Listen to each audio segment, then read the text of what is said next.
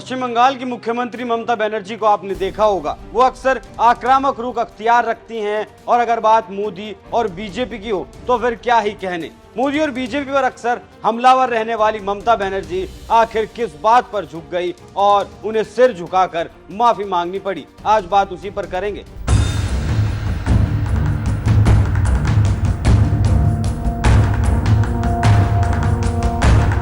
नमस्कार, NMF news देख रहे हैं आप, मैं हूं आपके साथ अभिषेक कुंडीर।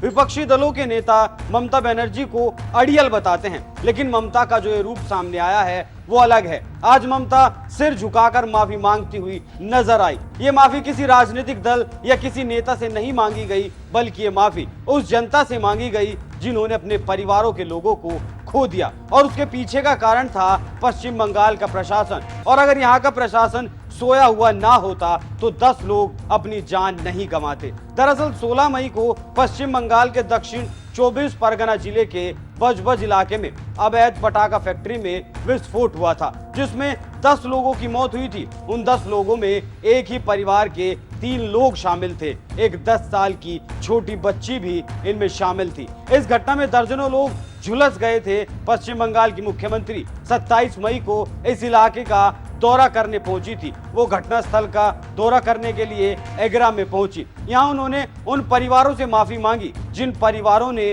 अपनों को खोया था। ममता बनर्जी ने कहा, मैं सिर झुकाकर इस घटना के लिए प्रभावित परिवारों से माफी मांगती हूँ। मुझे बताएं, क्या मैं किसी और तरीके से आपकी मदद कर सकती हूँ।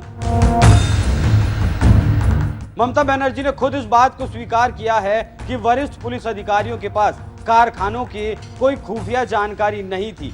ममता ने यहाँ पीड़ित परिवार को 2.5 लाख रुपए और होमगार्ड की नौकरी के नियुक्ति पत्र सभी परिवार वालों को बांटे। इस माफी के बाद ममता फिर से अपने तेवरों में नजर आई और सख्त लहजे में कहा, अगर आपके पास किसी अवैध पटाखा फैक्ट्री की जानकारी है तो उसकी सूचना पुलिस को दें और अगर पुलिस कार्रवाई नहीं करती है तो मुझे सूचित करें, मैं उसका तबादला कर दूंगी।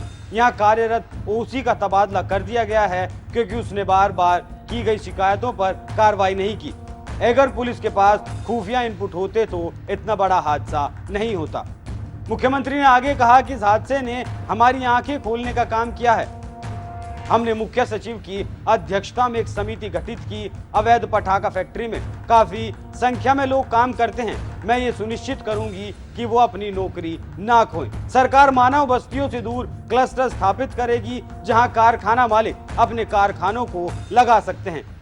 न्यूज एजेंसी पीटीआई के मुताबिक विस्फोट में कथित संलिप्तता के लिए अब तक 9 लोगों को गिरफ्तार किया गया है। मुख्य आरोपी को 3 दिन बाद ओडिशा के कटक से गिरफ्तार किया गया था, जहां अस्पताल में उसकी मौत हो गई थी। वो घटना के तुरंत बाद अपने परिवार को लेकर यहां से भाग गया था। हालांकि बीजेपी इस मुद्दे पर बंगाल की सरकार को घेर रही है। फैक्ट्री में हुए इस घटना के बाद बीजेपी नेता अग्निमित्रा पॉल ने राज्य सरकार पर निशाना साधा था। उन्होंने कहा था कि पश्चिम बंगाल में उद्योग की बात करें तो हर जगह बम के कारखाने हैं। इस कारण जब भी ब्लास्ट होता है तो पहले पता चलता है कि पटाखा कारखाने में धमाका हुआ, लेकिन बाद में जब जांच होती है तो पता चलता है कि वो बम बनाने की फैक्ट्री थी। बीजेपी नेताओं और टीएमसी के नेताओं के बीच अक्सर वार पलटवार इन घटनाओं के बीच चलता रहता है, लेकिन अक्सर तुष्टीकरण का चश्मा लगाकर बात करने वाली ममता बनर्जी का ये रूप अलग था और बहुत कम बार ऐसा रूप देखने को मिलता है।